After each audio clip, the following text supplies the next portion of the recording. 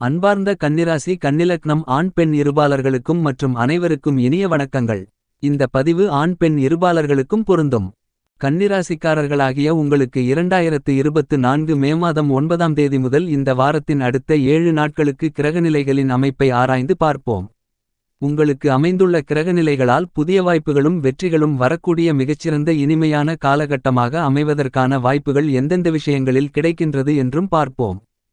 கன்னிராசிக்காரர்களாகிய உங்களுக்கு தோஷமற்ற கிரகமாக இருக்கக்கூடிய குரு உங்களுடைய ராசிக்கு 9ஆம் இடமான பாக்கியஸ்தானத்திற்குள் அமர்கிறார். இதன் காரணமாக பல அதிரடியான முன்னேற்றங்களை சந்திப்பதற்கான யோகங்கள் கண்டிப்பாக உங்களுக்கு மிகவும் வலுவாக கிடைக்கக்கூடிய மிகச்சிறந்த காலகட்டமாக இந்த வாரம் கருதப்படுகிறது. இந்த வாரத்தில் கிரகநிலைகளில் ஏற்படக்கூடிய மாறுதல்கள் என்பது மிகப்பெரிய அளவிலான மாற்றங்களுக்கு அடித்தளமிடக்கூடிய வகையில் அமைகிறது. மிக முக்கியமாக புத்திகாரராக இருக்கக்கூடிய புதன் நீச்சம் நிவர்த்தி பெற்று மிகவலுவாக மே மாதம் 7ஆம் தேதி முதல் மேஷம் ராசியில் பயணிக்கிறார். புதனுடைய இந்த மாறுதல் பல்வேறு வகைகளில் அதிர்ஷ்டங்களையும் யோகங்களையும் ஏற்படுத்திக் கொடுக்கக்கூடிய மிகச்சிறந்த அமைப்பாக கருதப்படுகிறது. ராகு குருவின் ஆட்சி வீடான மீனம் ராசியில் பயணித்துக் கொண்டிருக்கக்கூடிய இந்த காலகட்டத்தில் மற்றொரு நிழல்கிரகமாக இருக்கக்கூடிய கேது வித்தைகாரகரான புதனின் ஆட்சி வீடான கன்னிராசியில் வலுவாக பயணிக்கிறார். கேது கன்னிராசியில் பாதி தூரத்திற்கு மேல் கடந்துவிட்ட சூழ்நிலையில் இனி கற்பனையான சிந்தனைகள் எதிர்காலத்தைப் பற்றியான அச்சங்கள் குழப்பமான மனநிலை போன்றவைகளை தவிர்ப்பதற்கான நல்லபல அதிர்ஷ்ட சூழ்நிலைகளை உருவாக்கிக் கொடுக்கிறார். சரியாக பயன்படுத்திக் கொண்டால் புதிய வாய்ப்புகளும் வெற்றிகளும் நிறைந்து கிடைக்கக்கூடிய யோகங்களும் அதிர்ஷ்டங்களும் நிறைந்த காலகட்டமாக அமைவதற்கான சூழ்நிலை கண்டிப்பாக கிடைக்கிறது என்பதை உறுதி செய்கிறார் என்பதில் சந்தேகமில்லை. பல மாதங்களுக்கு பிறகு மீண்டும் முக்கூட்டு கிரகங்களென்று சொல்லக்கூடிய சூரியன் சுக்கிரன் புதன் ஆகிய 3 கிரகநிலைகளும் மேஷம் ராசியில் சேர்க்கை பெற்று பயணித்துக் கொண்டிருக்கின்றன. அதிலும் குறிப்பாக ராஜகிரகமாக முதன்மை கிரகமாக இருக்கக்கூடிய கிரகங்களின் பிறப்பிடமான சூரியன் உச்சம் பெற்று சஞ்சரிக்கிறார்.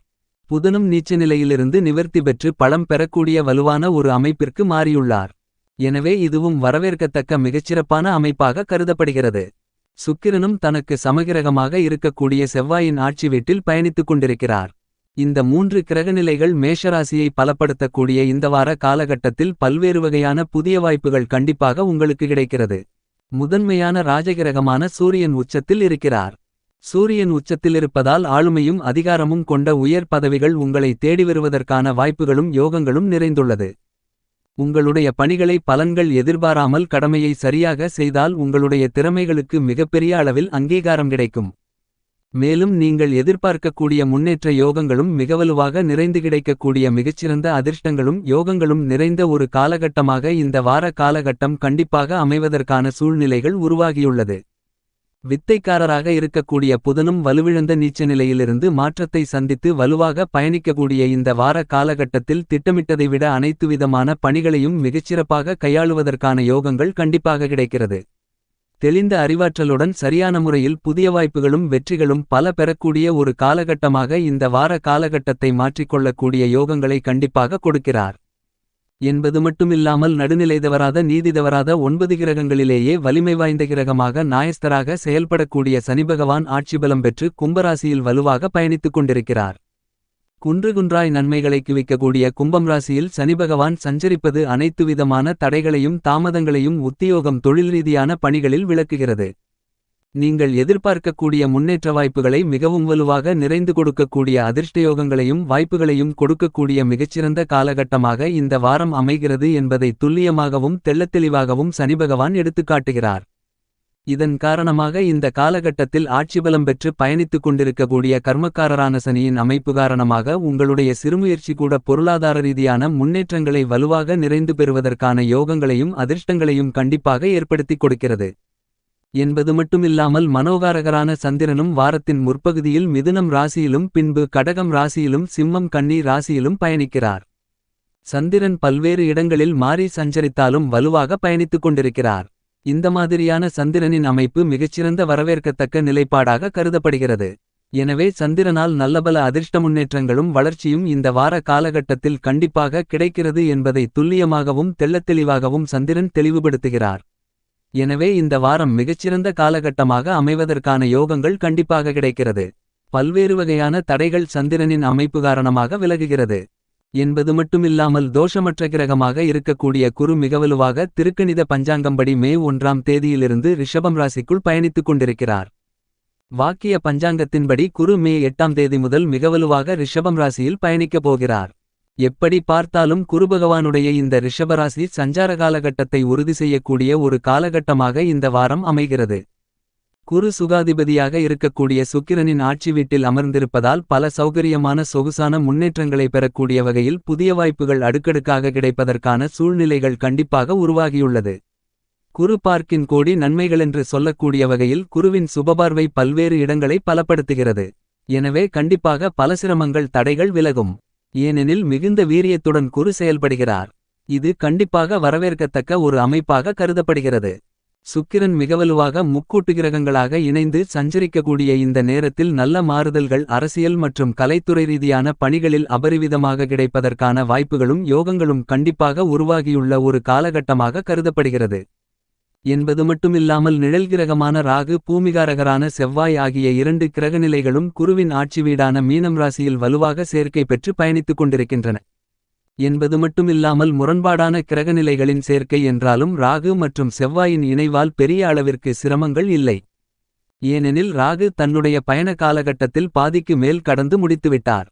எனவே மங்களக்காரரான செவ்வாய் ராகுவுடன் இணைந்து பயணித்துக் கொண்டிருப்பதால் கண்டிப்பாக சிரமங்கள் சிக்கல்கள் இல்லை. ஏனெனில் சனியை விட்டு விலகி செவ்வாய் சஞ்சரிப்பது பல்வேறு வகைகளில் நல்லபல முன்னேற்றங்களையும் அதிர்ஷ்டங்களையும் பெற்றுக் கொடுக்கக்கூடிய மிகச்சிறந்த அருமையான காலகட்டமாக அமைகிறது என்பதை துல்லியமாகவும் தெள்ளத்தெளிவாகவும் உறுதி செய்கிறார். இந்த மாதிரியாக 9 கிரகங்களின் அமைப்புகள் இருக்கின்றபோது எந்தெந்த விஷயங்களில் அபரிவிதமாக புதிய வாய்ப்புகளும் வெற்றிகளும் வரக்கூடிய காலகட்டமாக அமைவதற்கான சூழ்நிலைகள் அமைந்துள்ளது என்று பார்ப்போம். கன்னிராசிக்காரர்களாகிய உங்களைப் பொறுத்தமட்டில் முழுமையான சுபகிரகமாக இருக்கக்கூடிய குரு மிகவும் வலுவாக அபரிவிதமான நன்மைகளை கொடுக்கக்கூடிய ராசிக்கு 9ஆம் இடமான அதிர்ஷ்டயோகஸ்தானத்திற்குள் நுழைந்துள்ளார். குரு பாக்கியஸ்தானத்தில் அமர்ந்திருக்கக்கூடிய இந்த வேளையில் சனி ஆட்சிபலம் பெற்று ராசிக்கு 6ஆம் இடமான ரணம் ருணம் ரோகம் சத்ருஸ்தானத்தில் பயணித்துக் கொண்டிருக்கிறார். நவக்கிரகங்களிலேயே மிகுந்த வலிமை வாய்ந்த 2 கிரகங்களும் மிக அருமையான மிகச்சிறப்பான அமைப்பில் நல்லபல அதிர்ஷ்ட முன்னேற்றங்களை நிறைந்து கொடுக்கக்கூடிய ஒரு அமைப்பில் பயணித்துக் கொண்டிருக்கின்றன. உங்களுக்கு புதிய வாய்ப்புகள் அடுக்கடுக்காக கிடைக்கும். வருமானங்களை உயர்த்திக் கொள்ளக்கூடிய வகையில் நல்லபல சந்தர்ப்பங்கள் நிறைந்து கிடைக்கும். குடும்பத்தில் மகிழ்ச்சிகள் ஏற்படக்கூடிய வகையில் புதிய சுபநிகழ்வுகள் மிகச்சிறப்பாக அமைவதற்கான அதிர்ஷ்டயோக வாய்ப்புகள் மிகவும் அதீதமாக கிடைக்கிறது. உறவினர்களுக்கு இடையே உறவுகள் பலப்படும். பல்வேறு வகையான சிரமங்கள் சிக்கல்கள் தடைகள் விலகி ஒற்றுமைகள் இல்லத்தில் அதிகரிப்பதற்கான யோகங்கள் உண்டு. கணவன் மனைவிக்கு இடையே ஏற்பட்டிருந்த கருத்து வேறுபாடுகள் நீங்கி ஒற்றுமை பிறக்கக்கூடிய காலகட்டமாக இந்த வாரம் கருதப்படுகிறது. நீண்ட நாட்களாக எதிர்பார்த்து கொண்டிருந்த பல சுபநிகழ்வுகள் திருமணம் குழந்தை பாக்கியம் உள்பட அனைத்தும் இனிமையாக கைகூடும். கன்னிராசிக்காரர்களாகிய உங்களுக்கு சனி மிகவலுவாக 6இல் ஆட்சிபலம் பெற்று இருப்பதால் உங்களுடைய சிறு முயற்சிகள் புதிய வேலைவாய்ப்புகளையும் உத்தியோகம் ரீதியான மிகச்சிறப்பான முன்னேற்றங்களையும் உங்களுக்கு அள்ளிக் கொடுக்கிறது. தொழில்துறை வியாபாரத்துறையிலும் புதிய தொழில் துவங்குதல் மற்றும் தொழிலை விரிவுபடுத்துதல் என அதிரடியான பல புதிய வாய்ப்புகளை பன்மடங்கு யோகங்கள் நிறைந்தவைகளாக மாற்றிக்கொள்வதற்கான சூழ்நிலைகள் கண்டிப்பாக குரு மற்றும் சனி உருவாக்கி கொடுக்கின்றனர். கலைத்துறையின் நாயகனாக இருக்கக்கூடிய சுகாதிபதியான சுக்கிரன் ராசிக்கு 8ஆம் இடமான அஷ்டமஸ்தானத்திற்குள் பயணித்துக் கொண்டிருக்கிறார். அங்கு உச்சம் பெற்று சஞ்சரிக்கக்கூடிய சூரியனுடன் இணைந்து சஞ்சரிக்கிறார். எனவே கலைத்துறை ரீதியான பணிகளில் சற்று கூடுதல் விழிப்புணர்வு கண்டிப்பாக தேவைப்படுகிறது. அரசியல் சார்ந்த பணிகளில் அலைச்சல்களை அதிகமாக சந்திக்கக்கூடிய ஒரு காலகட்டமாக இந்த வாரம் கருதப்படுகிறது. எனவே எதைச் செய்தாலும் நன்கு திட்டமிட்டு அதன் பிறகு செயல்படுத்த முயற்சி செய்தால் பெருமளவில் அலைச்சல்கள் கன்னிராசிக்காரர்களாகிய உங்களுக்கு குறைவதற்கான வாய்ப்புகள் உண்டு. கல்விக்காரராக இருக்கக்கூடிய புதன் ராசியின் அதிபதியும் ராஜயோகாதிபதியுமாக இருக்கிறார்.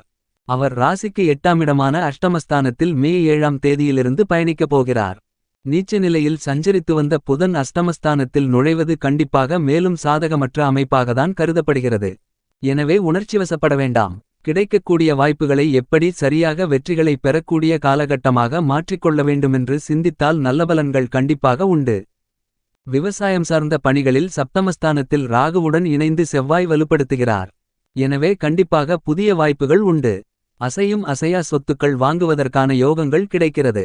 கன்னிராசிக்காரர்களாகிய உங்களுடைய ராசிக்கு 9ஆம் இடமான யோகஸ்தானத்தில் குருவும் சுக்கிரன் அஸ்தமத்திலும் இருப்பதால் சிறு சிறு தடைகள் ஏற்பட்டாலும் என்றாலும் மிக அருமையான முன்னேற்ற வாய்ப்புகள் நிறைந்து கிடைக்கக்கூடிய இனிமையான காலகட்டமாக இந்த வாரம் அமைகிறது.